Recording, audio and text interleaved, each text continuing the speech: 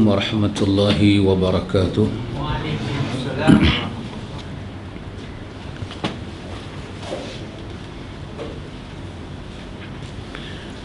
Innal hamdalillah nahmaduhu wa nasta'inuhu wa nastaghfiruh wa na'udzu billahi min shururi anfusina wa min sayyiati a'malina. Man yahdihillahu fala mudilla lahu ومن يضلل فلا هادي له. أشهد أن لا إله إلا الله وحده لا شريك له وأشهد أن محمدا عبده ورسوله. اللهم آتي نفسي تقواها وزكيها أنت خير من زكاها أنت وليها ومولاها. أما بعد. Ikhwatul iman, ikhwatu fid din, a'azakumullah wa uhibbukum fillah. Alhamdulillah, ahlan wa sahlan ikhwatul iman kepada majlis ta'lim. Alhamdulillah kepada sahabat-sahabat kita di Melbourne. Semoga dirahmati Allah Jalla wa Ala. Pak Ali sekeluarga, Pak Ali dan isteri sekeluarga.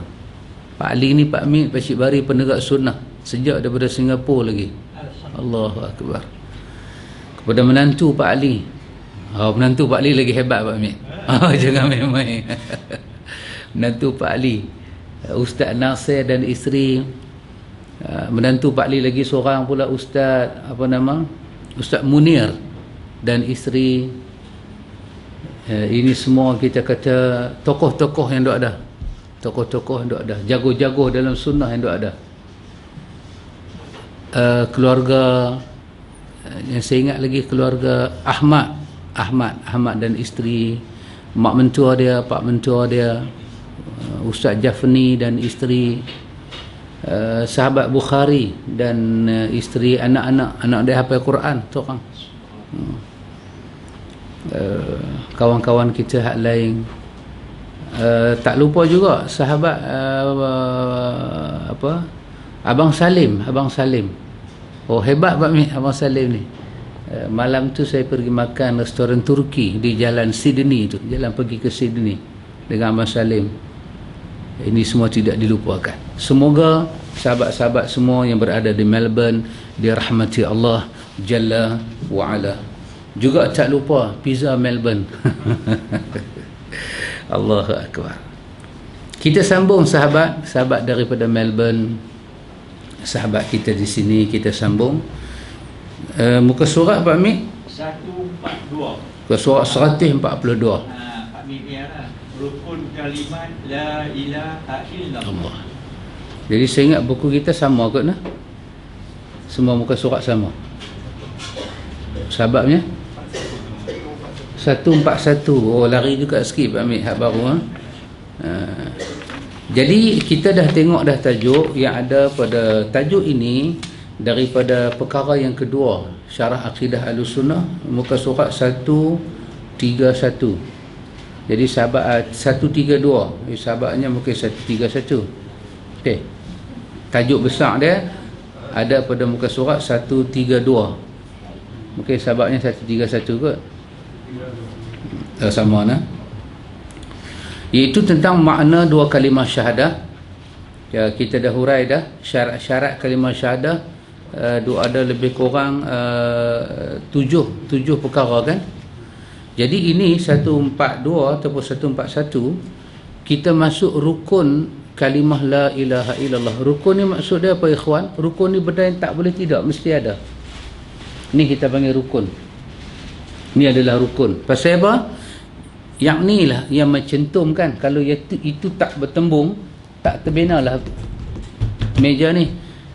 Jadi kalau tang sini patah, tang situ okey, orang kata gambar meja tu ada lagi, rupa paras meja ada lagi, cuma orang kata meja tu rosak.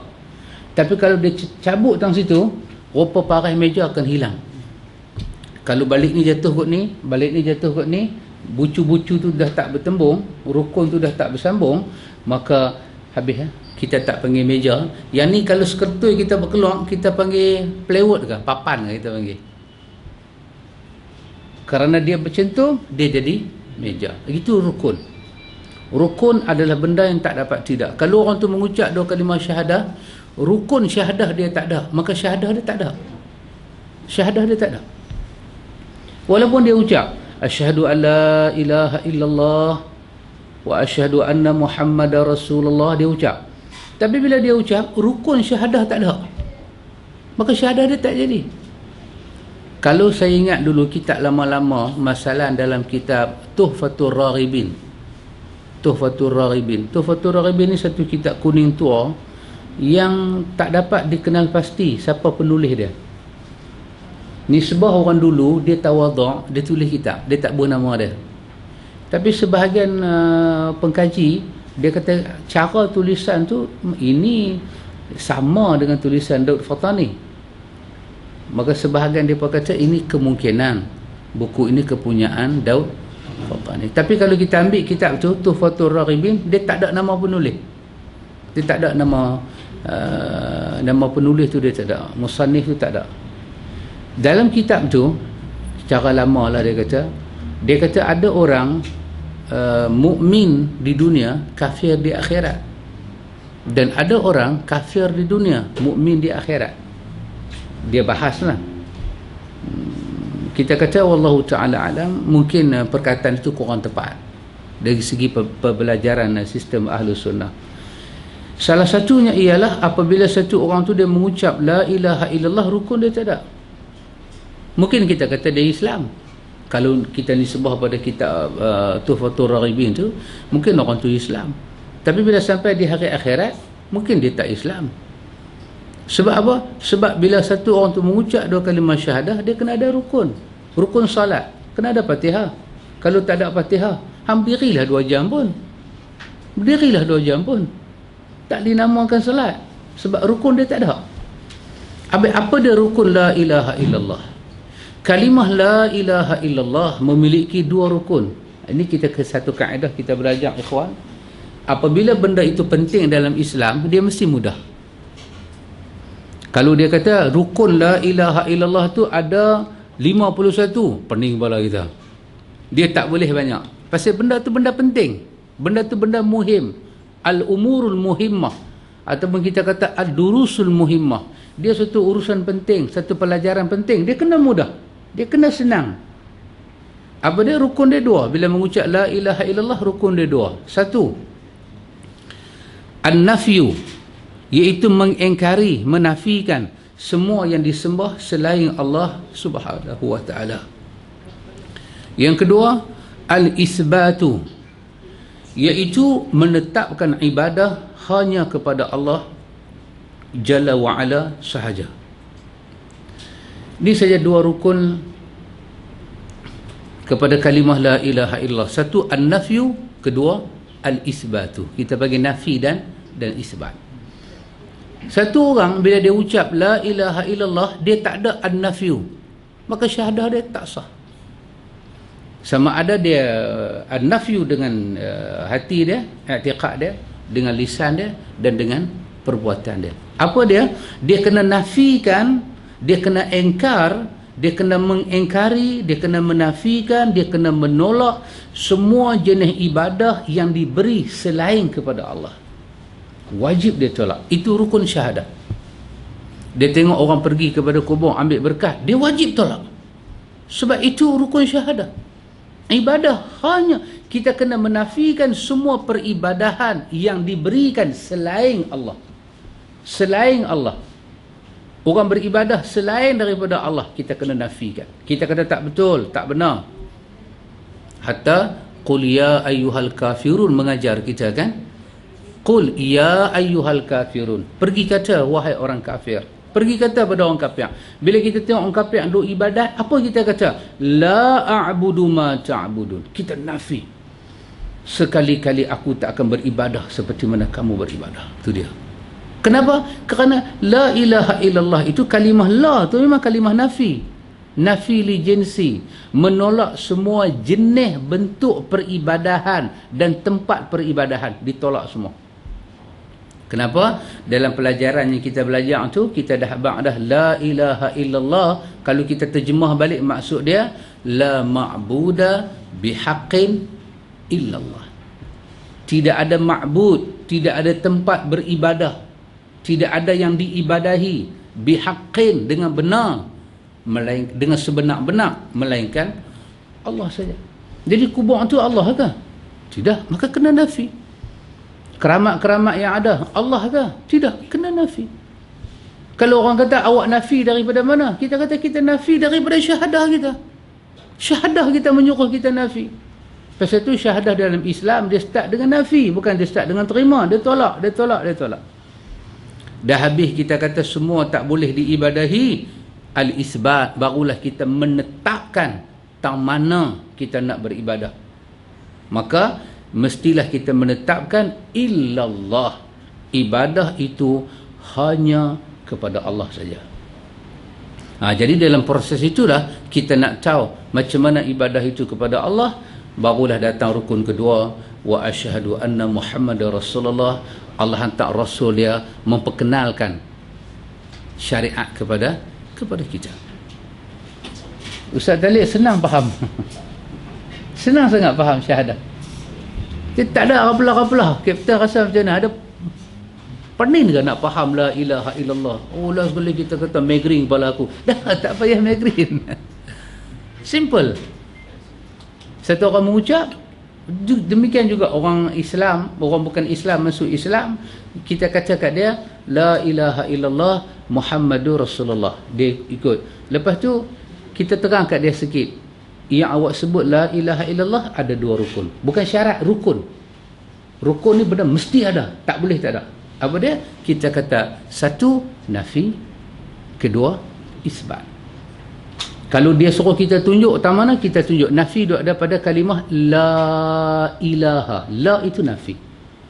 Nafi ilah yang benar untuk diibadahi. Nafi. Illallah itu nama dia al-isbat. Menetapkan ibadah itu milik Allah saja. Lepas tu kita bagilah penjelasan apa makna nafi, apa makna isbat, selesailah Islam dah. Dan kita tak pakailah cara lama sangat kan, duk beritahu kat dia wujud tu ada, lepas tu tak ada. Kita tak pakai kaedah tu. Kalau orang lain nak pakai, itu hak dia. Tapi kita rasa kaedah ni lebih mudah, lebih jelas, dia boleh faham. Jadi ikhwan, dalam saya ambil pelajaran kita lama-lama, dalam pelajaran kita lama-lama, dia kata nafi ni dan isbat ni lain. Saya beri penjelasan sikit, mungkin orang nanti marah kita, tapi tak apa, saya kata bagi penjelasan sikit. Di sini yang kita nafi apa dia? Yang kita nafi semua jenis peribadahan yang diberi selain kepada Allah, kita nafi. Dan kita mengisbatkan hak ibadah yang benar hanya kepada Allah. Jadi kalau kita tengok ada orang duk pergi letak apa-apa benda depan pokok, lepas tu dia sembah, kita nafi. Kita kata tak, dia tidak layak diibadahi. Tak, kita nafikan. Baik, dalam sistem pelajaran hak lama-lama sikit ni, kita pernah belajar dulu. Dia kata yang kita nak nafi ni bukan kita nafi hak daripada sembah tu. Kita nafi kod ada Tuhan macam Allah. Dia panggil amrun i'tibari.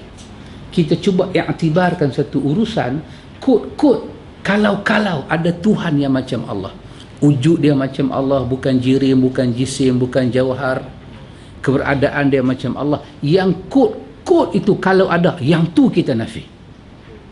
Bermakna dia lebih kepada khayal. Dia lebih kepada menafikan yang khayal. Jadi kalau ada orang macam orang Kristian kan, dia duduk pergi sembahyang dekat yang dia kata dia salib tu kan, dia pegang dia panggil apa, Nabi Isa tu, Jesus yang dia kata dia salib kan, dia duduk sembahyang ke situ. Kita tak payah nafi, sebab yang tu tentu dah bukan Tuhan. Kita nak nafi buat apa? Kalau dia kaedah nafi, kalau awak nafi tentu awak isbat. Kalau awak kata dia bukan Tuhan, sebelum awak kata dia bukan Tuhan, tentu fikiran awak kata dia Tuhan. Dia guna kaedah mantik, ilmu kalam. Kita kata Ahlussunnah tak? Ahlussunnah dia menafikan semuanya orang ibadahi selain daripada Allah. Manakala dia kata tak. Yang kita nafi itu bukan yang dia sembah ni, tidak. Yang kita nak nafi itu kod Ada satu Tuhan, ada satu kuasa macam Tuhan, dia duduk sebelah Tuhan kita, kemampuan dia macam Tuhan kita, yang tu kita nafikan.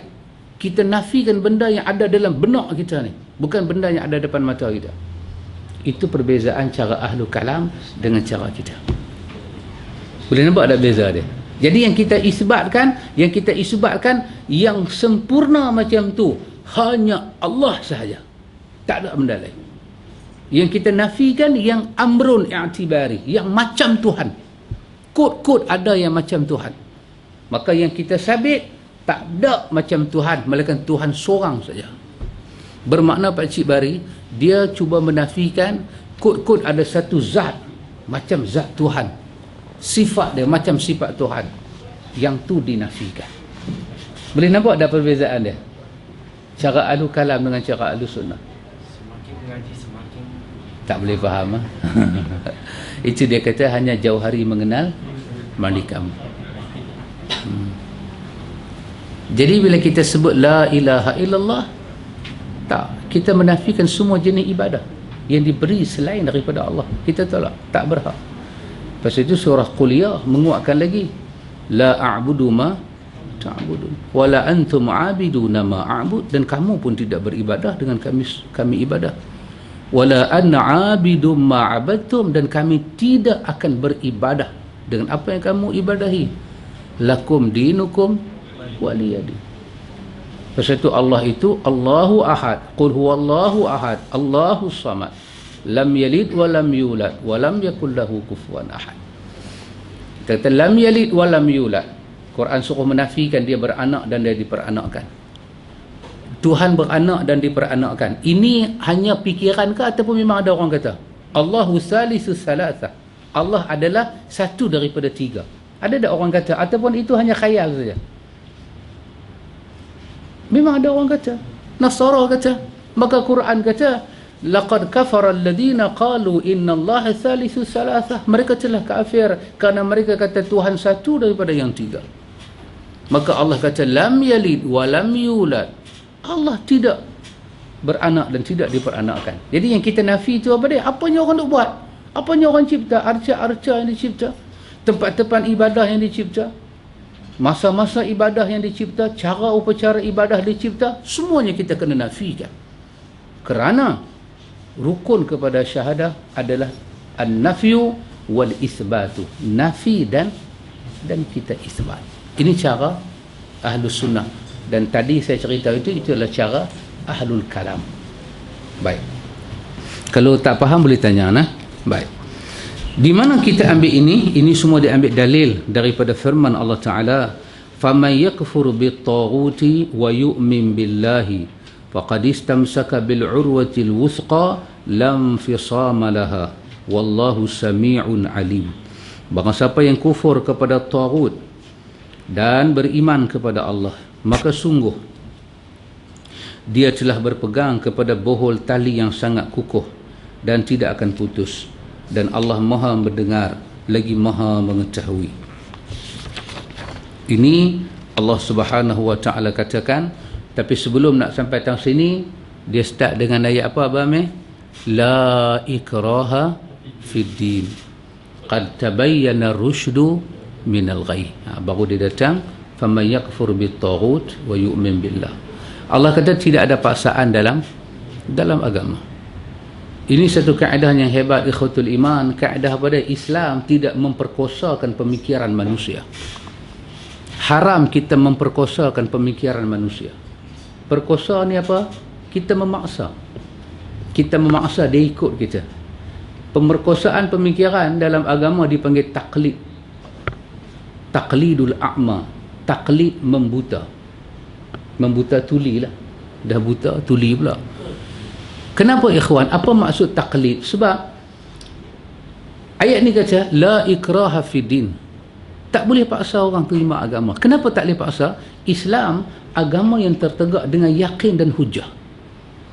Sesuatu yang nak diterima sebagai agama mesti diyakini. Dan macam mana proses keyakinan adalah proses hujah.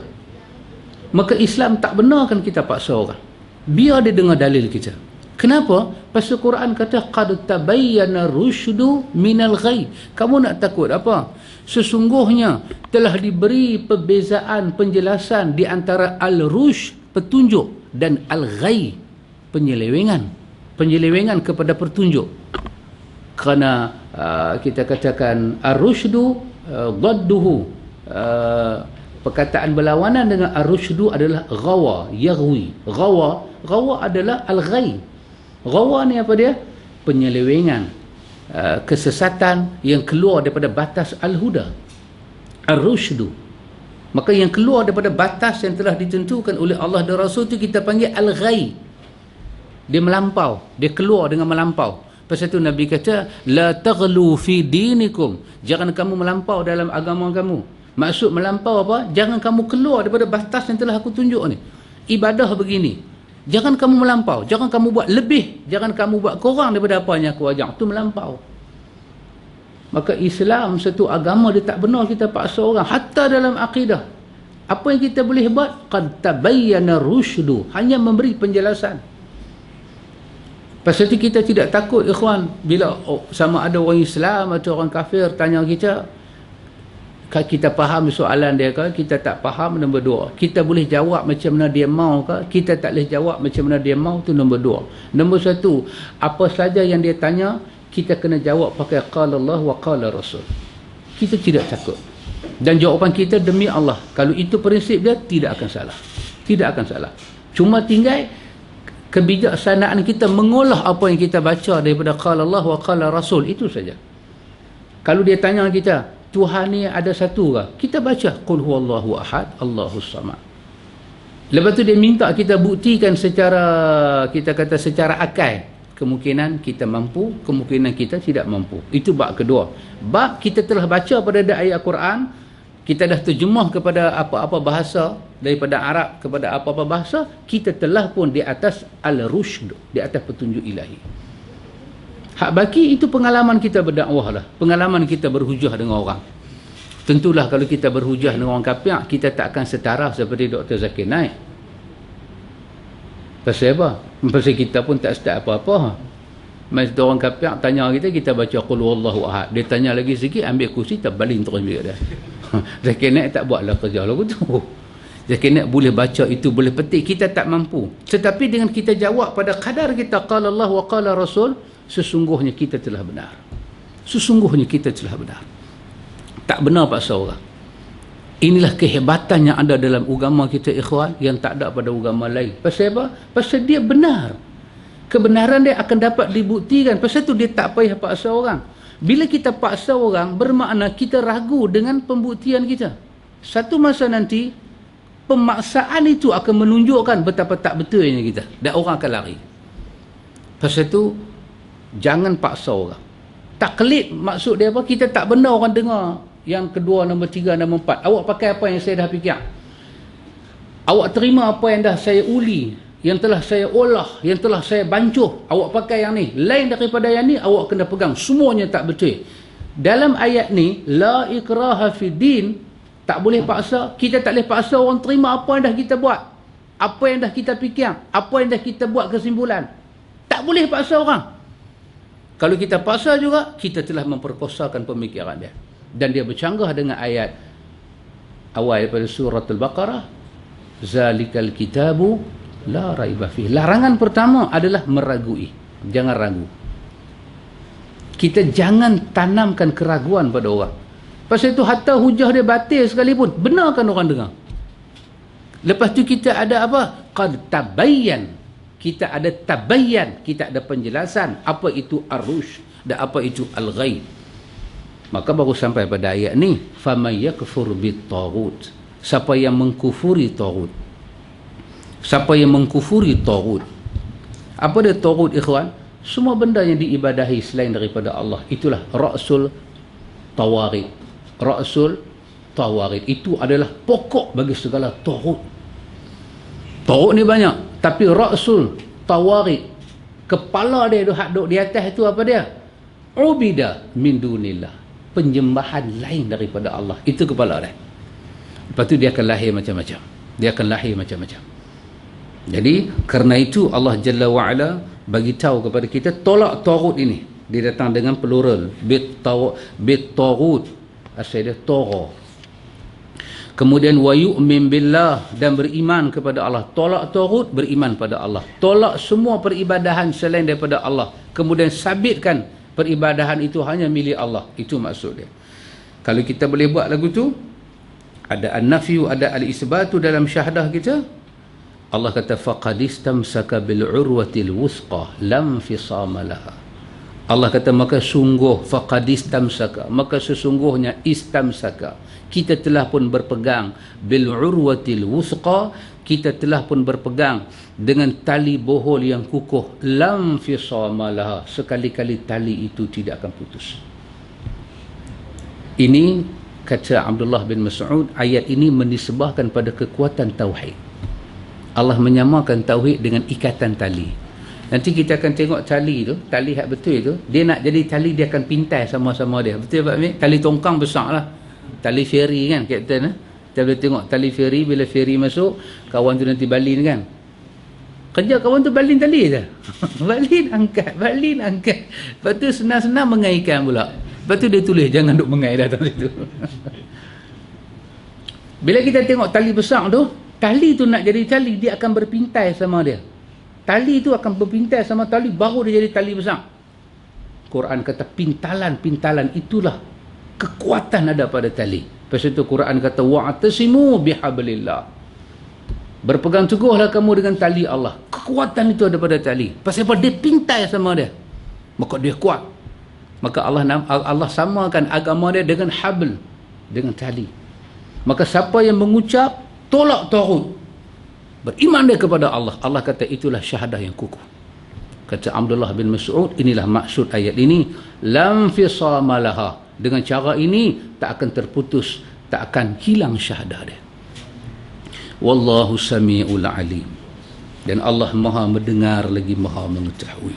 Dan firman Allah, walaqad ba'athna fi kulli ummatin rasulan an i'budullah wajtanibut taghut faminhum man hadallah wa minhum man haqqat alaihi ad-dalalah fasiru fil ardi fanzuru kaifa kana aqibatul mukadzibin.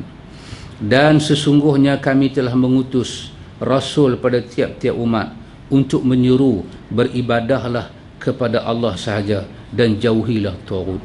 Inilah seruan para nabi. Ibadah hanya kepada Allah. Ibadah hanya kepada Allah dan jauhi taghut. Apa dia taghut? Semua yang diibadahi bukan Allah. Lepas itu bila Nabi tengok orang pakai tangkai, Nabi potong. Tak mau. Mukadimah kepada syirik Nabi tak mau. Belum tentu kawan pakai tangkai itu syirik. Betul? Dia pakai, Tuhan kamu siapa? Dia kata Allah. Habis tangkai ni buat apa? Khetiar saja. Yang bagi sembuh tangkai ke? Tak, yang bagi sembuh Allah. Ni jalan usaha saja. Sah tak iman dia? Sah. Dia syirik tak? Dia tak syirik. Tapi tangkai tu adalah simbol kepada dia minta tolong selain daripada Allah. Nabi kata gunting, aku tak mau tengok benda ni semua. Jauhi. Ijtanibu, jauhi taghut. Mukadimah pada syirik perlu dijauhi. Pasal itu kalau antum ingat lagi, masa kita belajar bab yang pertama, syarah akidah Ahlussunnah, bab yang pertama muka surat 120, dia cerita makna Islam. Apa ta'rif Islam? Kan? Al-Islamu lillahi bitauhid. Islam itu menyerah diri kepada Allah dengan tauhid, bukan menyerah sembrono seenak dewe macam tu saja. Tidak. Menyerah diri pada Allah dengan landasan tauhid, dengan memahami la ilaha illallah, serah diri pada Allah dengan kalimah tu, dengan nafi, dengan isbat, serah diri pada Allah. Lepas tu wali inqiyadu lahu bitta'ah, kemudian tunduk kepada Allah dengan ketaatan, tunduk dan memberi ketaatan pada kalimah tu. Wal bara'atu minasyirki wa ahli. Kemudian apa itu Islam? Dalam masa yang sama memberi ketaatan pada Allah asal ada tauhid, melepaskan diri daripada syirik dan ahli syirik. Tangkai itu ahli syirik. Ahli syirik ni apa dia? Apa-apa saja yang mengikuti syirik di belakang. Syirik tu bos dia. Ni belakang-belakang ni apa dia? Kalau kita pergi ke kubur, kita doa pada Allah untuk si mati dengan sunnah Nabi, maka itu adalah ada asas tauhid. Tapi kalau kita pergi ke kubur, berdoa kepada, minta orang dalam kubur doakan kita, itu adalah ahli syirik. Apa dia? Itu adalah ekoran daripada syirik. Sebab apa? Awak dah start minta benda lain. Awak dah start percaya dah pada benda lain. Kita kata tawasul. Tidak, kita kata. Hadis mengajak tawasul. Nak tawasul karamah ke, nak tawasul kesalehan ke, dengan syarat hamba Allah tu masih hidup. Dia doa pada Allah untuk maslahat kita. Orang mati tak ada tawasul dengan dia. Tak ada. Walaupun dia Nabi sekalipun, tidak ada tawasul dengan orang mati. Tidak ada. Kenapa? Itu adalah ahli kepada syirik. Jampi-jampi serapah, percaya kuasa-kuasa lain, itu adalah ahli kepada syirik. Maka anda tengok, Islam itu dia start dengan menyerah diri pada Allah dengan tauhid, memberi ketundukan dan ketaatan, dan membebaskan diri daripada syirik dan ahlinya. Ramai orang tak buat syirik, tetapi ini ekor-ekor kepada syirik ni. Ekor-ekor ni kalau tengok ke depan jadi syirik, dia tak lepas diri. Hak kita panggil pelari lah, apa itulah, apa ni lah, mandi buang sial lah. Kadang-kadang sial pembuang mandi juga. Tak kahwin lama, jodoh tak ada. Hak tu betul, benda-benda yang jahat ini secara kuasa gaib itu ada. Tetapi mestilah kita tahu satu benda, apa dia? Tentang biiznillah, keizinan daripada Allah itu tetap kena ada. Pasal itu kita mudarat berlaku pada kita, kena sihir sekalipun, kena minta kepada yang bagi izin sihir itu jadi. Allah yang bagi izin.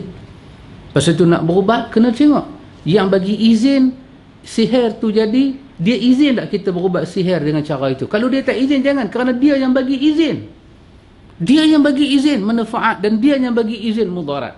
Dengan izin dia, maka pasal itu kena kembali kepada Allah Jalla wa'ala. Pasal itu beribadahlah kepada Allah dan jauhilah taghut. Maka di antara umat itu ada yang diberi petunjuk oleh Allah, dan ada pula di antaranya orang-orang yang telah pasti kesesatan baginya. Allah kata ada, Allah bagi petunjuk. Petunjuk ni apa dia, ikhwan? Saya dah abang dah tadi, qad tabayyana rusydu. Petunjuk adalah batas-batas yang telah diajar, batas-batas yang telah ditentukan. Itu petunjuk. Itu adalah petunjuk, batas dia. Sekarang ni ada apa dia panggil apa, waste. Dulu GPS kan, dah ada waste kan. Jadi GPS ni dia jenis sengak, dia tak ada suara. Waste ni dia pandai cakap. Bahasa orang putih boleh, bahasa Melayu boleh Pak Amir. Jadi bila kita ada waste, dia abang 500 meter potong kanan. Kalau kita potong kiri, dia kata kamjat, oi aku kata kanan. Yang kata waste. Jadi selama kita bawa kereta, tempat kita tak tahu nak pergi, dialah bawa kita pergi. Yang kata petunjuk tu pada selama kita berada pada batas hak kita dengar dia cakap tu, kita follow dia, kita di atas petunjuk, kita sampai tempat tu. Yang kata petunjuk tu batas dia, batas beribadah, batas doa, sempadan yang telah ditentukan oleh agama, itu adalah petunjuk. Sebahagian daripada orang ni Allah Ta'ala kata diberi Allah Ta'ala batas-batas tu, dan dia berada di atas batas tu, dia tak buat keluar pada batas tu. Dan ada pula di antara mereka telah pun pasti kesesatan baginya. Ada di antara mereka tak ikut batas tu, maka berlakulah kepada mereka kita panggil apa? Haqqat alaihim dalalah. Mereka tersesat, mereka tersasar. Kita pula ikhwan, kita faham hidayah, kita faham sesat ni lain macam. Sesat ni kita faham ajaran sesat, macam ayah pin kat kita baru sesat. Hidayah ni macam mana? Hidayah ni kita faham, dia dapat hidayah, muka dia berseri, jubah putih 24 jam, tidur mandi pun dengan serban dia itulah. Oh ya Allah, hidayah kau ni. Kita punya faham hidayah tu macam tu. Macam mana orang hidup zaman Nabi? Antum, ini siapa sahabat Nabi ni yang dipanggil sebagai apa nama? Amin fil ardi, orang yang paling amanah di muka dunia. Abu Ubaidah Al-Jarrah. Mereka datang, berkata kami nak jumpa panglima Islam yang mengalahkan negeri-negeri yang besar. Umar Al-Khattab lantik Abu Ubaidah Al-Jarrah. Umar punya sayang dekat dia, Allah Maha mengetahui. Tengok Abu Ubaidah dengan pedang dia, duduk atas pasir, duduk bersila, duduk sembang kawan-kawan dia. Cara kita 60-an 4 minit duduk bongkok tapang lah. Cara kita 60-an duduk sembang. Petunjuk Abu Ubaidah. Kata kat dia, tuan, kawan yang bawa tu tunjuklah Abu Ubaidah. Jadi Fidak ni, kita kata wakil ni, dia pergi lah. Dia jumpa Abu Ubaidah. Dia kata kat Abu Ubaidah, dia kata, tuan, saya main ni nak jumpa Abu Ubaidah. Abu Ubaidah kata, saya lah Abu Ubaidah. Dia kata, yang telah menewaskan tentera-tentera yang besar daripada tentera Islam, yang telah membuat kegerunan di hati-hati pejuang-pejuang yang melawan tentera Islam, ini ke orangnya? Dia kata, saya. Dia kata, mana istana kau, mana pagar kau, mana bala tentera yang jaga kau? Dia kata, tak ada. Wa kafa billahi wakila, aku dijaga oleh Allah. Kawan tu kata, patutlah tentera Islam menang kerana ada orang seperti kamu. Kata Abu Ubaidah Al-Jarrah, dia kata, wahai saudara, kalau hang tanya kat aku lah ni, aku nak makan apa, sesungguhnya dalam poket aku ni, kalau aku suar tangan masuk dalam poket, aku tak ada sekupang pun. Kalau aku nak makan, aku akan pergi ke rumah kawan-kawan aku dan tanya, mereka ada tak baki simpanan makan-makan yang boleh aku kongsi. Aku duduk dengan mereka kerana aku tahu kemuliaannya hakiki ada di sisi Allah pada hari kita balik bertemu dengan Allah. Kerana Tuhan akan hisap kita berdasarkan takwa kita di sisinya, bukanlah kerana nama aku Abu Ubaidah. Ikhwan, kalau kita nak nisbahkan hidayah tu muka berseri, badan tak ada parut, tak ada luka, ni saya Abu Ubaidah tak ada hidayah. Parut habis badan dia, lawan.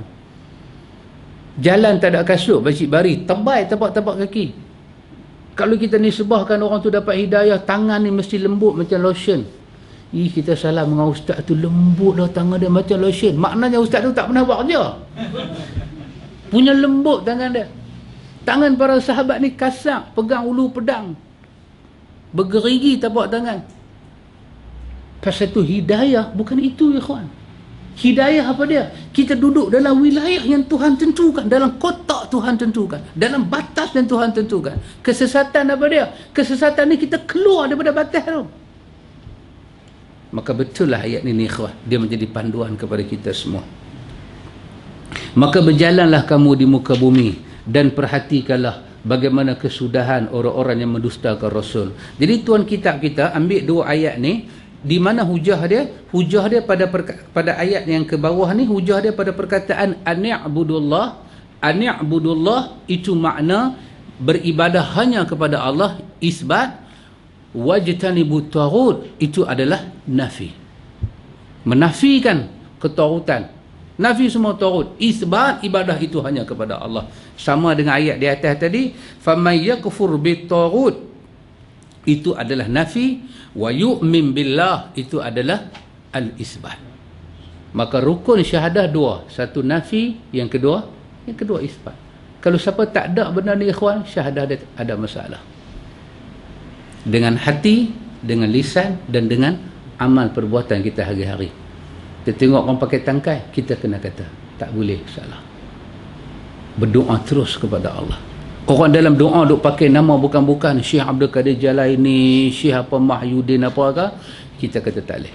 Sahabat, kerana Quran kata ud'uni astajib lakum.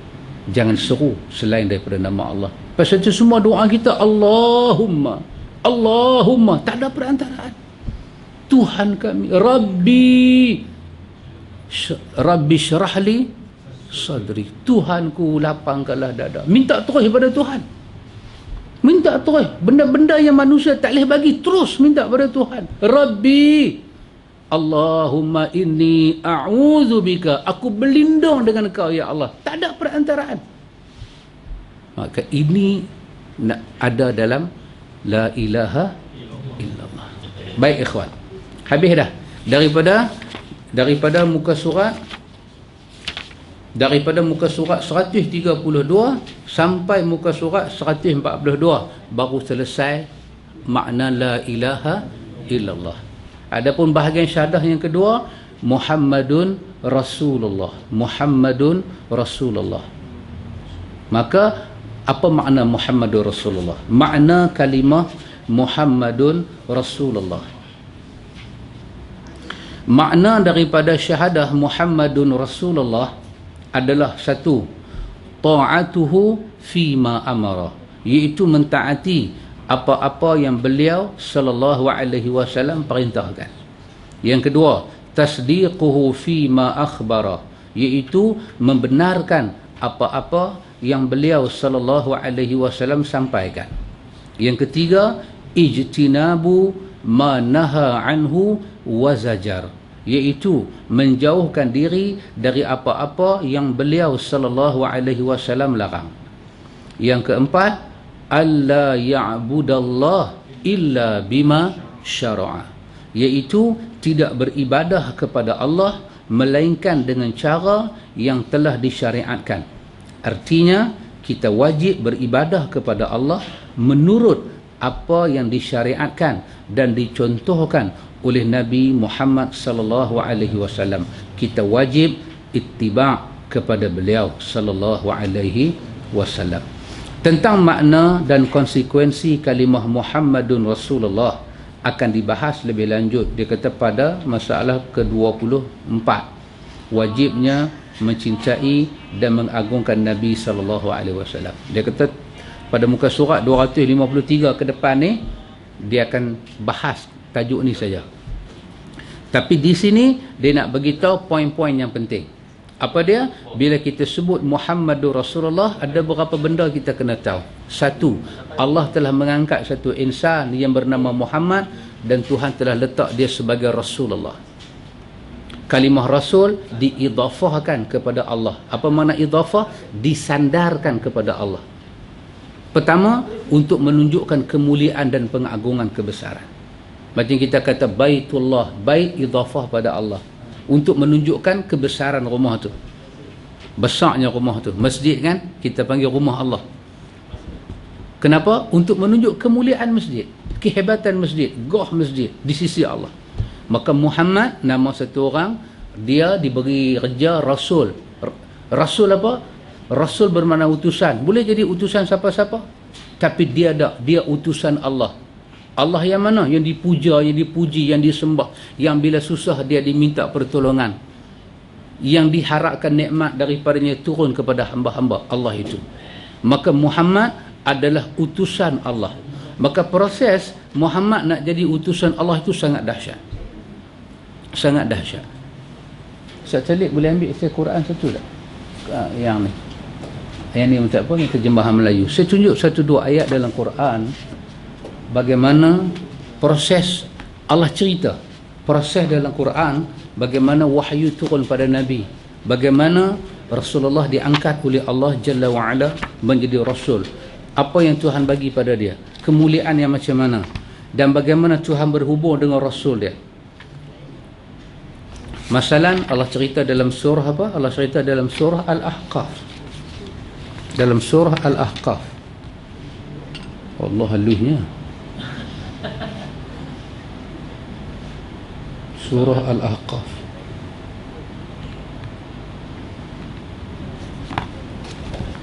Pedih biji mata Pak Amir. Ambil yang besar sikit. Yang besar dah kan? Tadi yang besar yang ujung atas lah. Merah ke biru ke apa?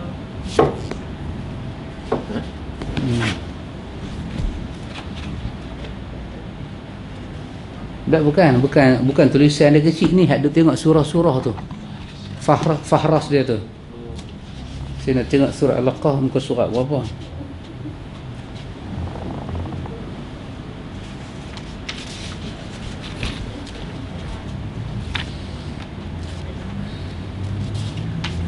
Ada tengok dalam surah Al-Ahqaf, Allah cerita pada kita kalau sekiranya Nabi Muhammad sallallahu alaihi wasallam tidak menjalankan kerja dia, Nabi Muhammad tak buat kerja dia, apa Tuhan akan buat dengan Nabi Muhammad? Jadi satu benda saya nak bagi tahu pada kita semua ikhwan, Muhammad bin Abdullah telah dilantik oleh Allah menjadi Rasulullah. Dan ingat balik. Muka surat berapa Pak Mik yang kita baca daripada buku kita ni? Bagaimana pemilihan Allah kepada Nabi Muhammad? Cuba tengok kalau sahabat boleh ingat, iaitu kita baca pada muka surat 108 dalam buku kita ni, muka surat 108 kan, bagi Abdullah bin Mas'ud menceritakan bagaimana Allah memilih Nabi Muhammad jadi Rasul. Nak jadi Rasulullah tu bukan sebarangan manusia, Tuhan memilih. Allahu Akbar ikhwan. nak jadi wakil ayat dul ni Pak Cik Bari jenuh pilih. Akhirnya kita kata untuk bagi penyokong kita sokong wakil ayat yang dipilih ni, Presiden akan cakap lah. Presiden akan kata ini adalah keputusan parti dan pemilihan parti terbaik. Betul tak? Jadi kita minta semua kepada penyokong kita, tolonglah bagi kerjasama, kempen lah untuk dia. Ada tak parti kata saya telah pilih satu punya mali kundang yang paling tak guna, mintalah pilih dia. Dan kalau ada orang lagi baik daripada dia, carilah orang tu. Tak ada. Kita akan kata yang terbaik. Kita akan kata yang paling bagus. Allah Subhanahu wa taala muka surat 108 tu, Ibnu Abbas, Ibnu Mas'ud kata, "Innallaha nazara ila qulubil ibad." Allah memilih. Tang mana Allah pilih nak jadi rasul ni? Hati. Bukan rupa parah. Bukan berat badan, bukan bangsa. Allah pilih hati. Kenapa? Kerana rasul datang nak repair hati, iman duduk di hati.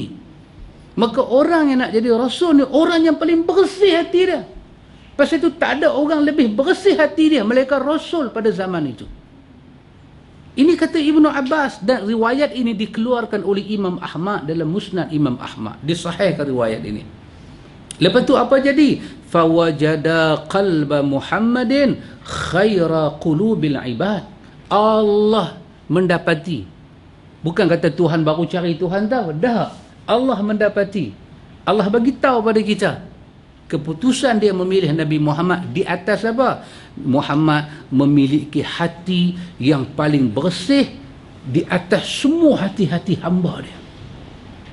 Muhammad. Lepas tu apa? Fastafahu binafsihi. Allah pilih Muhammad dengan dirinya. Allah pilih Muhammad. Muhammad Rasulullah. Muhammad ini yang paling suci, paling bersih, dia adalah utusan Allah. Lepas tu apa jadi? Fabta'athahu birisalati. Allah bangkitkan dia dengan risalah. Lepas tu kita belajar dalam hal rukun iman. Rukun iman. Salah satu daripada rukun iman beriman kepada para rasul. Nabi dan rasul. Kita belajar kalimah nabi. Nabi daripada perkataan naba'a, naba', berita, kan? Lepas tu nabi, nabi bermakna orang yang menyampaikan berita. Nabi nabba'a wa amba'a bermakna akhbara, yang mendapat berita, yang menyampaikan berita, dengan makna dia menyampaikan sesuatu daripada sisi Tuhan. Satu makna. Yang kedua, nabi bermakna ala wartafa'a, paling tinggi, paling mulia. Bila kita kumpul dua-dua bahasa ni dari segi lughah, terdapat di dalam kamus-kamus Arab Munji Lisanul Arab, kita kumpul kalimah ni, kita akan dapati nabi adalah orang yang ala wartafa'a, orang paling tinggi, orang paling mulia, diturunkan kepada berita daripada sisi Allah. Ibnu Abbas pula bagi tahu pada kita, hati seorang nabi adalah paling mulia. Tuhan pilih dia. Jadi bila nabi dihantar kepada umat, dia adalah utusan Allah. Tak ada orang lebih mulia daripada dia. Tak ada orang lebih tahu daripada dia tentang urusan Allah. Dan kita akan jumpa beberapa riwayat dalam Kitabul Iman, dalam Kitabul Iman, dalam Kitabul Ilmi, dalam Sahih Bukhari. Kita akan jumpa berapa banyak riwayat Nabi diulang. Nabi kata, akulah yang paling bertakwa, akulah yang paling tahu tentang Allah daripada hampa semua. Pasal apa? Pasal kedudukan seorang Nabi sebagai utusan Allah itu sangat dahsyat, ikhwan. Sangat dahsyat. Pasal tu antum tengok, bila wahyu turun pada Nabi, Suratul Najm bagi tahu pada kita. Suratul Najm bagi tahu pada kita. Apa Suratul Najm bagi tahu pada kita, ikhwan? Dia bagi tahu pada kita bagaimana proses wahyu itu turun. Wan najmi iza hawa, demi bintang ketika dia terbenam. Saya pakai terjemahan dalam buku ni. Ma dhalla sahibukum wa ma ghawa. kawan kamu, terjemahan ni kata, kawan kamu Muhammad tidak sesat dan tidak pula keliru. Kenapa? Dia Rasulullah. Mana boleh sesat dia dapat wahyu? Dia tak sesat, dia tak keliru. Dalam apa? Dalam menyampaikan risalah Tuhan. Dalam menyampaikan risalah Tuhan. Bukan dalam sifat dia sebagai manusia, tapi sifat dia sebagai Rasulullah. Dia tak pernah keliru dan dia tak pernah tersesat. Tersesat maksud dia apa, ikhwan? Keluar daripada wilayah batas yang telah diberikan oleh Tuhan. Dia tak pernah keluar. Ma dhalla sahibukum. Dia tak pernah tersesat. Wa ma ghawa. Dia tak pernah keluar daripada batas tu. Dia tak pernah keluar sebagai Rasul. Tak pernah dia keliru. Ayat tu ayat haram. Tiba-tiba dia bangkit, dia keliru. Makruh kot. Tak pernah. Ma dhalla sahibukum wa ma ghawa. Kesilapan menyampaikan syariat, kesilapan beramal dengan syariat, demi Allah tak pernah jadi pada Nabi Muhammad. Sebab dia Rasulullah. Tuhan bersihkan dia macam tu. Quran kata, wa ma yantiqu 'anil hawa. Dan tidaklah yang diucap itu Al-Quran menurut kemahuan nafsunya. Apa makna hawa? Paling rendah kita buka kamus Arab Munjid. Kalau lisanul Arab besar sangat dekat kita, Arab Munjid. Apa makna hawa? Dia kata iradatun nafsi. Mengikut kemahuan diri. Tak ada pada Nabi ketika menyampaikan Quran. Tak ada. Dia follow apa yang Tuhan suruh sampaikan. Pasal itu saya kata bab yang paling mudah pakcik kan, bab orang perempuan haid kan. Nabi tak tahu kan perempuan ada haid? Nabi tahu. Tapi yas'alunaka 'anil mahid qul huwa adha fa'tazilun nisaa fil mahid. Bila mereka tanya dia pasal haid, dia diam. Dia diam. Kenapa dia diam? Sebab ada dua perkara. Satu, pengalaman dia sebagai manusia tahu wanita ada haid. Yang kedua, mereka tanya tentang haid ini berkenaan dengan hukum, maka dia tak boleh jawab. Dia mesti dapat wahyu daripada sisi Allah. Yas'alunaka 'anil mahid. Mereka tanya pada engkau tentang mahid. Ada kalimah qul. Kalimah qul tu bermakna ada sakta. Bukan sakta dari segi tajwid. Pendiaman dari segi orang tanya, dia nak jawab sebab wahyu sedang turun. Allah kata qul, kata, baru dia kata. Apa dia kata? Huwal adha fa'tazilun nisaa fil mahid. Udah dahsyat ikhwatul iman.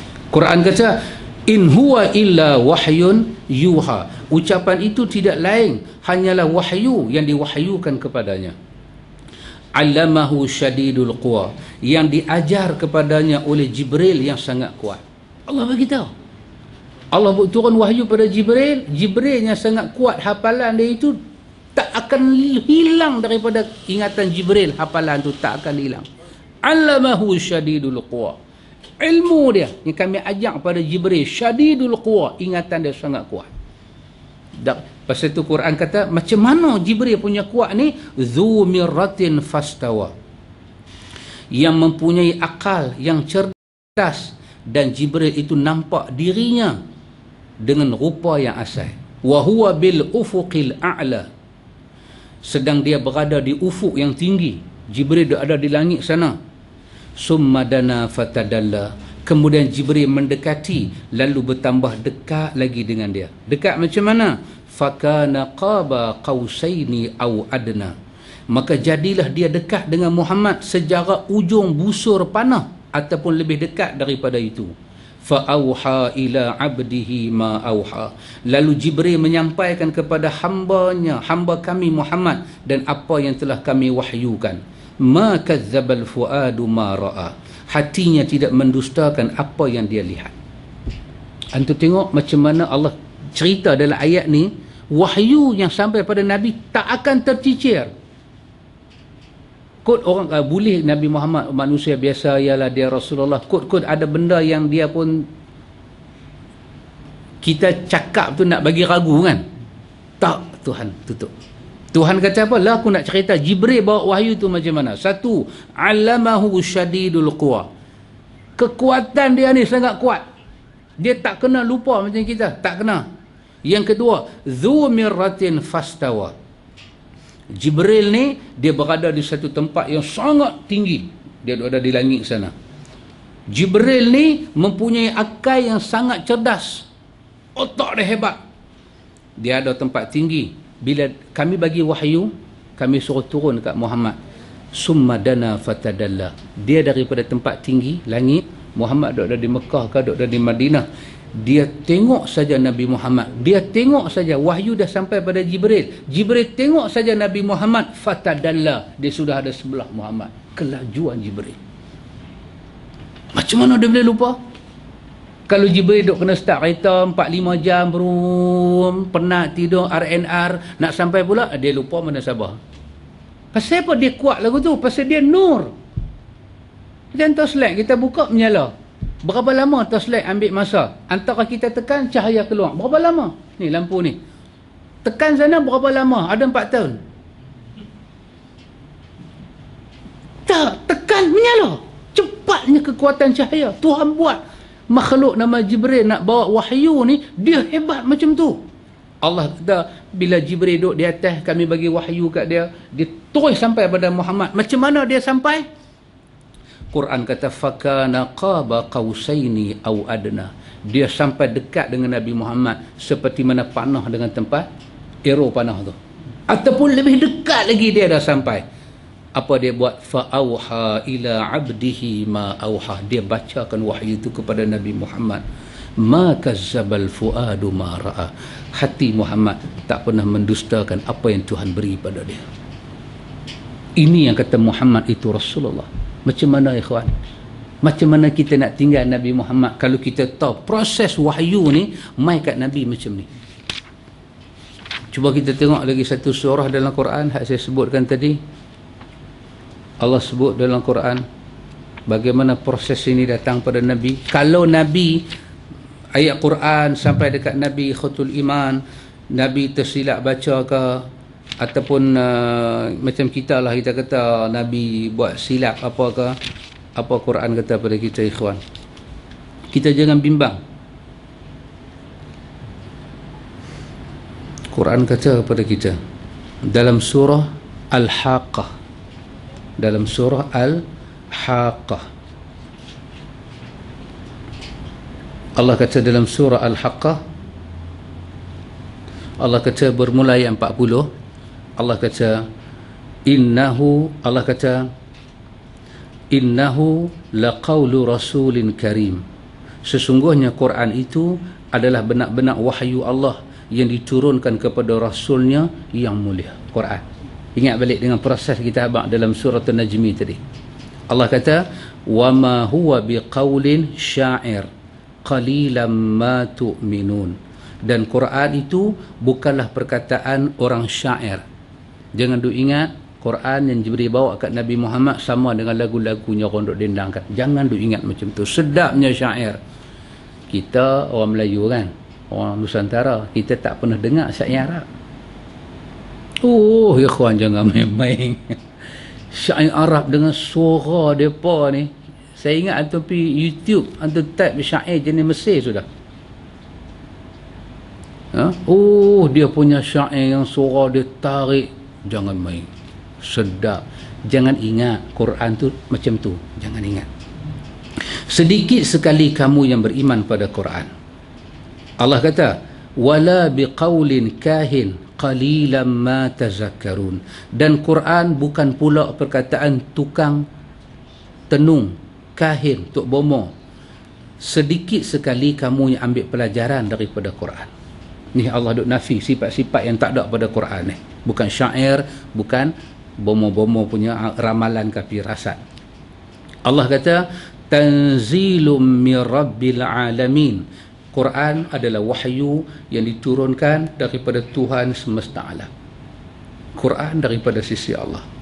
Tengok Allah kata walau taqawwala alaina ba'dal aqawil, seandainya Muhammad mengada-adakan sebahagian perkataan atas nama kami, la akhazna minhu bil yamin, nescaya benar-benar kami pegang dia pada tangan kanannya.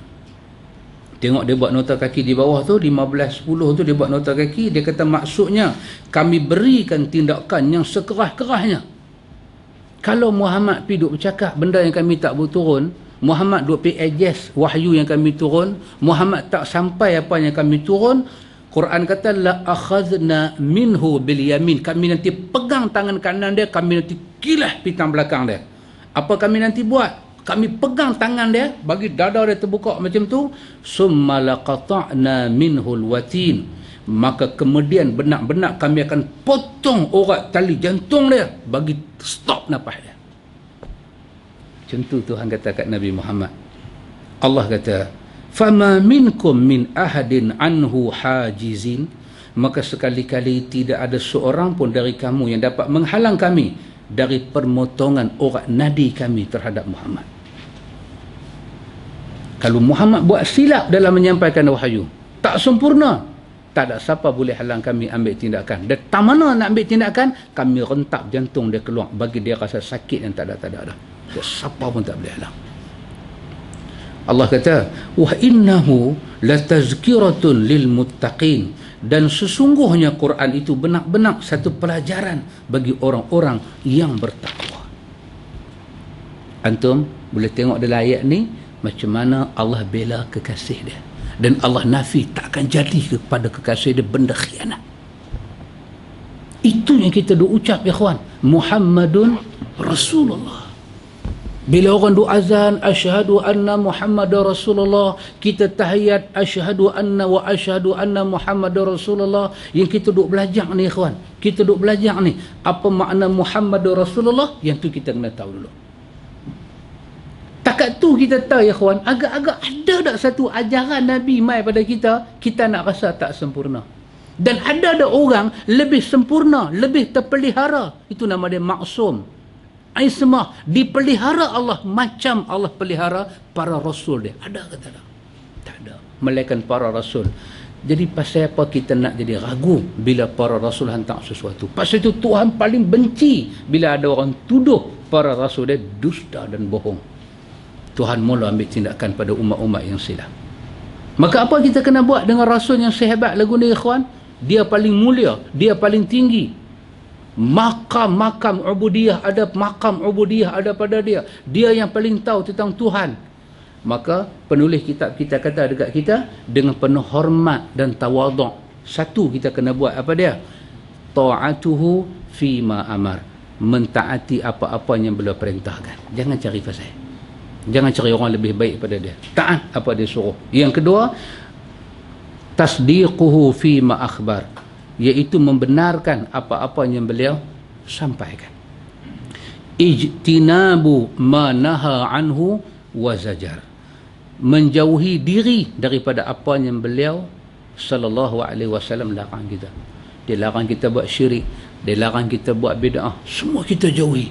Jangan cari masalah, jangan cari masalah. Orang ni dah cukup sempurna dah, tak ada orang lebih sempurna daripada dia. Dan alla ya'budallah illa bima syara'a, iaitu tidak beribadah kepada Allah melainkan dengan cara yang telah disyariatkan. Nak beribadah pada Allah dengan cara yang Allah syariatkan pada Nabi, pakai cara tu. Tengok Nabi Muhammad macam mana. Maksud dia, kita wajib beribadat kepada Allah menurut apa yang disyariatkan dan dicontohkan oleh Nabi Muhammad sallallahu alaihi wasallam. Kita wajib ittiba' kepada beliau sallallahu alaihi wasallam. Ikhwan, takat ni sampai muka surat 143 kita centung balik makna asyhadu alla ilaha illallah wa asyhadu anna Muhammadun Rasulullah. Centum, cuba tasawurkan, cuba buat main satu bayang dalam kepala kita apa makna la ilaha illallah ni dan konsekuensi dia. Bila kita sebut la ilaha illallah, kena ingat dia punya rukun apa dia? Dua. La, aku bersaksi. Asyhadu, aku bersaksi. Kalau kita lama-lama dulu naik saksi lah, bahas banyak. Tak ada. Asyhadu daripada masdar dia syahada. Syahada maksud dia apa? Fi'il madhi. Ada satu benda jadi dan kita witness. Asyhadu daripada anaita. Ambil huruf alif. Alif, nun, ya, ta, anaita. Ni dia menentukan perubahan huruf awal. Ambil huruf alif. Asyhadu maksud dia kita, aku bersaksi. Satu madhi, satu benda yang telah terjadi, aku saksi apa dia?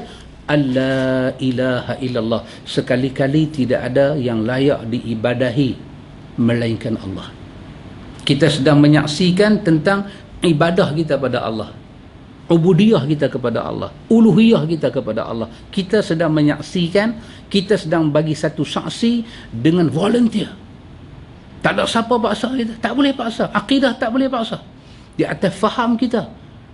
Macam mana kita boleh jadi saksi? Tu rentetan dia tu ada daripada muka surat pertama, ilmu, kerana ilmu yang kita belajar.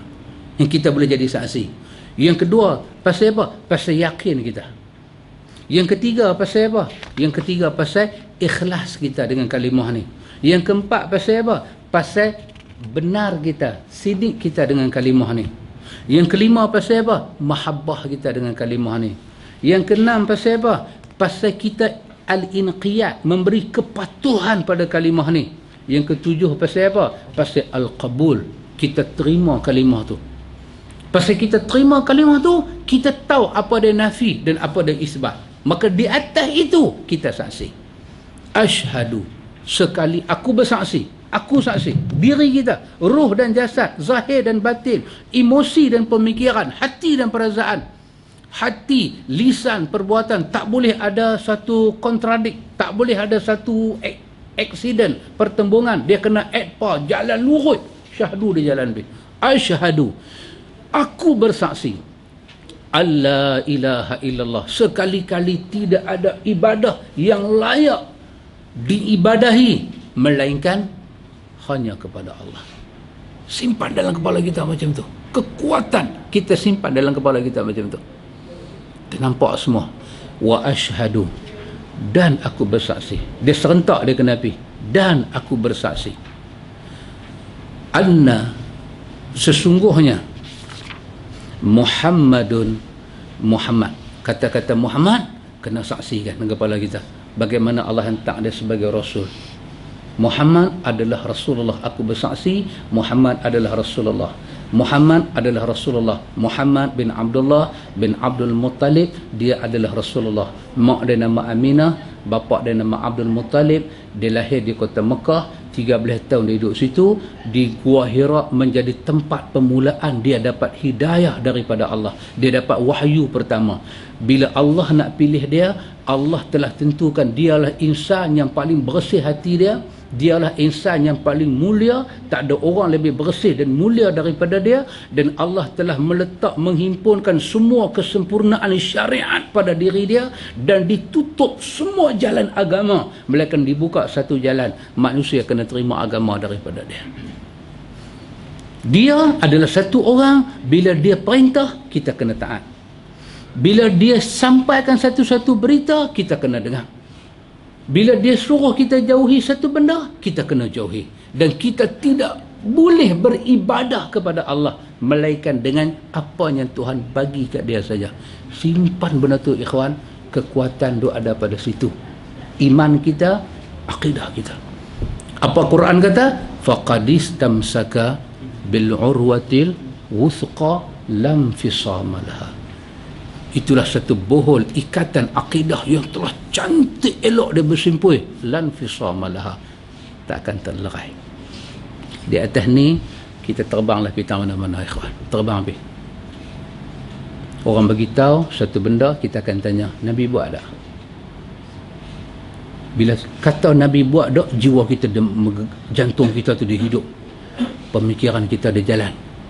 Tak ada manusia lebih baik daripada Nabi. Hang ajak aku berzikir, aku nak tanya Nabi buat tak? Aku nak beritahu satu benda kat hang. Kalau hang bohong pada Nabi aku, satu tempat duduk dalam neraka Tuhan bohong. Pasal apa? Pasal dia Rasulullah, dia orang paling mulia, hang jangan dusta. Manusia tak berjaya menyampaikan satu berita yang benar tentang Nabi selagi itu kita tak ambil. Kenapa? Syahadah kita start dengan tolak. Sampai berita tu sabit, hilang keraguan, baru kita ambil. Macam ni Pakcik Bari kita duk belajar. Takat ni ikhwan, sesat ke benda saya duk ajak kat antum ni? Takat ni saya duk ajak antum sampai kepada kalimah syahadah.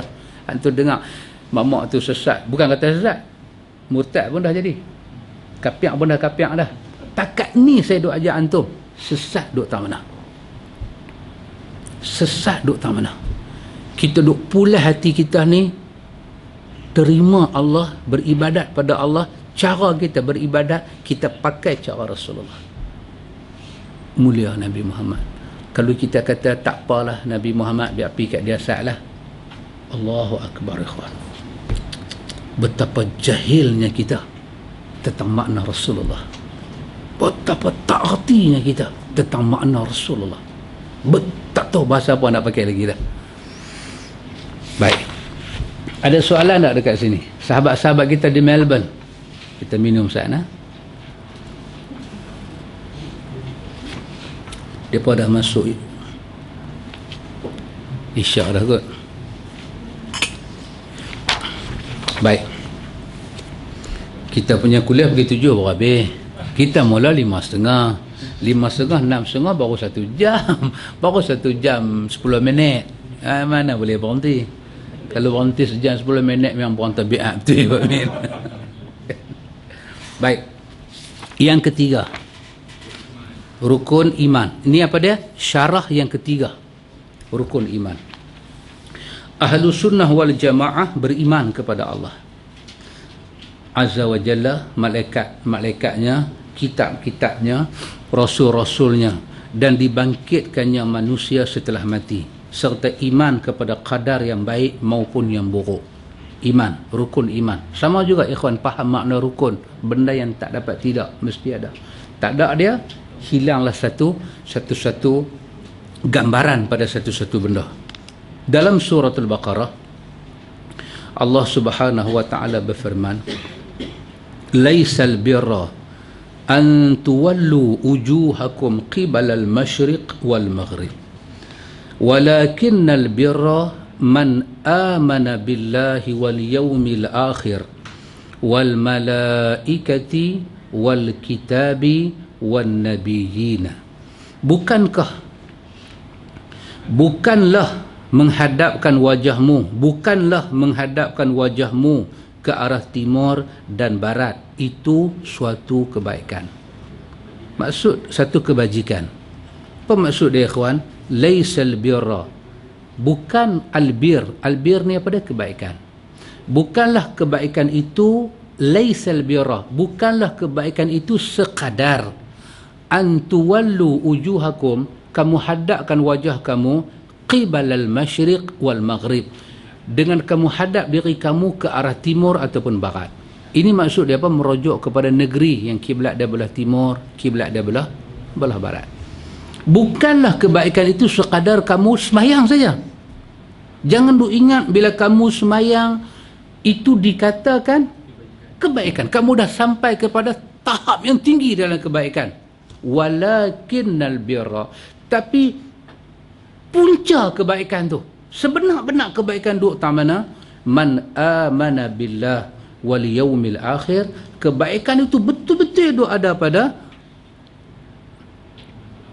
dan tetapi sesungguhnya kebajikan itu adalah beriman kepada Allah, hari kemudian, malaikat-malaikat, kitab-kitab dan nabi-nabi. Itu asas kebaikan. Betul, orang semayang tapi dia tak boleh beriman pada Allah. Nak beriman macam mana? Macam kita baca tadi, la ilaha illallah Muhammadur Rasulullah. Habis. Tak ada iman. Dia tak boleh menafikan syirik.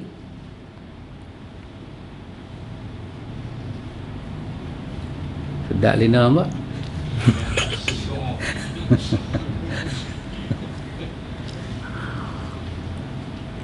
Itu kelebihan majlis ilmu. Tak ada larangan. Tak ada larangan. Tak ada. Macam sahabat Melbourne kan, tuan-tuan lena semua. Saya bukan nampak. Sampai duduk depan televisyen tu. Dalil tentang rukun yang ke-6 ni adalah firman Allah, inna kulla syai'in khalaqnahu biqadarin wa ma amruna illa wahidatun kalamhim bil basar. Sesungguhnya kami menciptakan segala sesuatu menurut ukuran dia. Tu dia Tuhan bagi tahu. Tak ada satu benda Tuhan buat dalam keadaan gopoh, telajak, tak terurus. Semuanya khalaqnahu bil qadar. Bi qadar. Semuanya Tuhan buat pada ukuran yang tertentu. Jadi qadar ni, takdir ni apa dia? Tuhan dah ukur dah hidup kita tu takat mana boleh pergi. Rezeki kita takat mana dia supply. Susah kita nak pergi sampai jauh mana, itu nama dia qadar. Semuanya kami dah plan, kami bagi ke hangpa. Tak ada satu benda terjadi dalam keadaan apa kita kata coincidence, kebetulan. Tak ada. Dan kata Allah, dan perintah kami hanya satu perkataan, seperti kejapan mata, kalam him bil basar. Apa dia? Pejam buka balik. Kami nak benda tu jadi sekelip mata. Jadi ikhwan, di antara akidah ayat ni apa dia ikhwan? Ayat surah Al-Qamar 49-50. Bila apa-apa jadi kat kita ikhwan, apa-apa kita nak satu benda, kita berdoa, kita beribadat, kita kena ingat kekuatan, kebesaran Tuhan. Apa dia kata? Kita kata, ya Allah, Tuhan yang maha berkuasa, kalau kau nak benda itu akan jadi sekelip mata. Surah Yasin kata apa? Innama amruhu iza arada syai'an an yaqula lahu kun fayakun. Itu kebesaran Tuhan. Jadi tak ada benda dalam hidup kita ya kawan yang terhalang daripada Tuhan nak bagi ataupun dia nak ambil. Jadi bila kita ibadah kepada Allah, kita pegang hati kita elok-elok. Tuhan yang dia nak bagi pada aku sekelip mata. Tuhan yang qahar, aziz, jabbar, muntaqim, azim. Tuhan yang kita berurusan ini adalah Tuhan yang sangat hebat. Dan dia telah atur semua benda dan tak ada satu hilang daripada aturan dan ukuran dia. Bila kita beribadah ikhwan, dia akan jadi sedap kita ibadat. Dan kita tak akan rasa benda lain lebih besar daripada Tuhan. Pasal ini kemampuan yang Tuhan miliki. Zul quwwatil matin. Dia adalah kuat, dia adalah kuat, dan dia adalah matin. Dia adalah Tuhan yang tidak akan boleh diusik oleh siapa-siapa. Lama dah hendak minta Tuhan tak bagi, kita kata kalau dia nak bagi sekelip mata. Yang tu kita imani, kita yakin sekelip mata tu kemampuan dia, kita imani. Kita kalau nak bagi ada satu benda, duk kena usaha khetiang, duk kena pada nak bagi dapat, bukan sekelip mata, tahun makan tahun. Tuhan kalau nak bagi, masa kita duk kata Allahumma, benda ni kena ingat kemampuan dia sangat dahsyat. Dan jangan duk ingat benda lain. Jangan duk ingat benda Tuhan ni tak ada kuasa, Tuhan ni lemah sangat. Tak kata kat dia lah, dia bukan nak jaga aku seorang, banyak dia nak jaga ni. Jangan duk ingat macam tu. Tuhan yang telah jadikan semua dengan qadar dia, dan Tuhan wa ma amruna illa wahidah. Tuhan kalau dia nak perintah satu benda, melainkan satu saja dia nak perintah. Dia kata pada benda dia nak perintah tu jadi sekelip mata. Bila macam tu hati kita bulat, kita baca doa dengan kita tunduk, kita tahu betapa besarnya kebesaran Tuhan tu ya kawan. Dia boleh buat segala-gala. Orang duk kata kanser tak ada ubat, kanser tak ada ubat. Sekelip mata Tuhan boleh bagi ubat. Pasal apa tak jumpa lagi ubat? Dia nak uji kita. Dia nak uji kita. Hidup dan mati adalah, mati dan hidup adalah satu ujian. Sampai tahap mana kita boleh nak ingat kata dia itu Ahad, Samad. Dia tu Esa, tak ada sekutu, dan dialah tempat kita duk tuju segala hajat. Dia nak uji kita. Dan Tuhan ada hikmah yang tersendiri pasal apa dia buat benda ni semua. Kata Imam At-Tahawi dalam Aqidah At-Tahawi, dia kata dalam bab apa? Dia kata dalam bab arash Tuhan. Dia kata Tuhan tidak memerlukan arash, tetapi Tuhan ada hikmah yang tersendiri kenapa dia mencipta arash. Dia ada hikmah dia, kebijaksanaan dia. Tuhan tak pernah memerlukan arash. Macam orang tanya kan, hari arash tak ada, Tuhan duduk tak mana? Dia duduk rasa Tuhan duduk macam kita duduk atas bangku, bila tak ada bangku terlentang. Bukan Tuhan duduk atas arash, Tuhan bersemayam di atas arash. Dia di atas semua makhluk dia. Bukan dia lagu duduk macam kita duduk. Dah, itu salah, tu gambaran yang salah. Pasal tu dia lagu duduk tanya, kalau kursi tak ada, lagu mana tak terlentang ke? Yang tu hang, bukan Tuhan. Tuhan tak memerlukan arash. Tapi dia ada hikmah tersendiri pasal apa dia buat Arash. Dan dia ada hikmah tersendiri pasal apa dia bagi budak-budak beranak cacat. Dia ada hikmah dia tersendiri. Dia bagi beranak tiba-tiba saluran nak buang najis tak ada, kena pergi belah perut budak tu. Dia bagi budak tu beranak jantung. Jantung ni terperui keluar selambak atas dada. Jantung keluar. Dah kata dia ada kuasa, dah kata dia adil, pasal apa dia buat lagu tu? Dia ada hikmah dia yang dia buat. Dan dia telah buat semua tu dalam keadaan dia hukum semua. Dan dia boleh buat sekelip mata. Kalhim basar, kalhim bil basar. Ataupun orang Arab kata kalamhil basar. Sekelip mata dia buat. Dia boleh ubah semua. Kita boleh bayang macam mana proses kiamat nak berlaku. Sekelip mata. Luruh langit, luruh bumi, boom, sekelip mata. Di samping ayat di atas, banyak sekali hadis yang sahih menegaskan hal serupa. Di antara sejumlah hadis tersebut terdapat sebuah hadis masyhur yang diriwayatkan oleh Imam Muslim daripada hadis Umar bin Al-Khattab radhiyallahu anhu, bahwasanya malaikat Jibril pernah bertanya kepada Rasulullah tentang iman. Maka Rasulullah sallallahu alaihi wasallam menjawab, "Antu'mina billah wa malaikatihi wa kutubihi wa rusulihi wal yaumil akhir wa tu'mina bil qadari khairihi wa syarrihi." Iman itu adalah engkau beriman kepada Allah, malaikat-malaikatnya, kitab-kitabnya, rasul-rasulnya dan hari akhir, serta beriman pada qadar yang baik maupun yang buruk. Keenam prinsip keimanan tersebut adalah rukun iman. Maka tak sempurna iman seseorang kecuali apabila dia mengimani seluruhnya menurut cara yang benar yang ditunjukkan oleh Al-Quran dan As-Sunnah. Maka barang siapa yang mengingkari satu saja dari rukun iman ini, maka dia telah pun jadi kafir. Tak terima iman dia. Bukan kata dia tolak, dia terima rukun-rukun iman, tapi dia tak boleh terima maksud daripada beriman. Dia juga kufur. Dia terima rukun iman, tapi dia tak boleh terima kata Tuhan duk uji kita dengan semua benda ni. Dia tak boleh terima. Sedangkan salah satu maksud daripada beriman pada Allah, Tuhan bagi jadi kita untuk ujian. Tuhan nak uji kita, dia tak boleh terima. Dia terima rukun iman, tapi syarahan kepada tu dia tak boleh terima. Dia juga ada sangkut dari segi makna iman.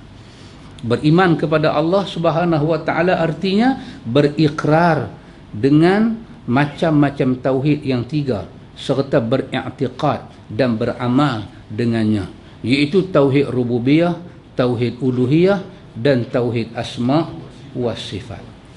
Dia tidak ada hal kita nak beriman pada Allah. Ada satu buku yang menarik nama dia Dhuhal Islam, ditulis oleh Ahmad Amin. Dia bagi tahu dalam buku dia tentang bagaimana perkembangan ilmu tauhid. Bagaimana ilmu tauhid ni berkembang. 3 jilid buku dia. Dia kata akhirnya dia kupas-kupas 3 jilid, di ujung buku dia buat satu kesimpulan. Dia kata sesungguhnya cara paling selamat beriman pada Allah menerusi Al-Quran dan hadis-hadis Nabi yang sahih. Selamat kita. Tak usah buat cara-cara lain. Tak usah buat cara-cara lain. Ambil Quran, tengok apa yang Allah cerita. Pakai Quran. Pakai hadis-hadis Nabi. Pasal apa? Muhammad adalah Rasulullah. Mustahil dia khianat. Mustahil ada ayat sampai kat Nabi, Nabi tak tahu. Mai kat kita, baru kita tahu. Kita lagu tengok, Allahu Akbar, rupanya Nabi tak tahu. No? Mustahil. Mustahil sampai macam tu. InsyaAllah lepas ni ikhwan, kita masuk syarahan yang keempat, tauhid rububiyah. Ni ada perbahasan yang menarik. Apa itu tauhid rububiyah? Kita tengok. InsyaAllah sahabat-sahabat di Melbourne, kita berhenti pada muka surat 140, 144, 146. Kita berhenti kat 146. Kita akan sambung pada minggu depan, InsyaAllah.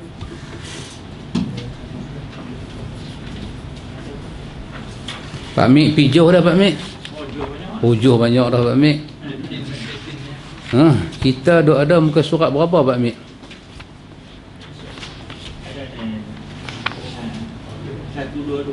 122. Oh, 122 Pak Min. Oh, Melbourne potong kita dah.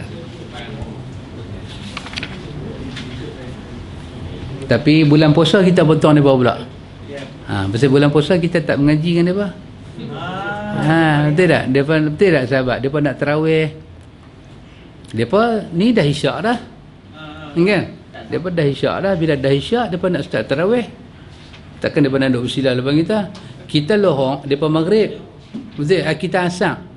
Depa maghrib, depa nak buka puasa. Takkan sambil buka puasa makan kurma nak tengok kita. Tak mana sabar dah. Jadi kita tunggu bulan puasa, kita tim pula depa. Wallahu a'lam. Subhanakallahumma wa bihamdika asyhadu an la ilaha illa anta astaghfiruka wa atubu ilaik.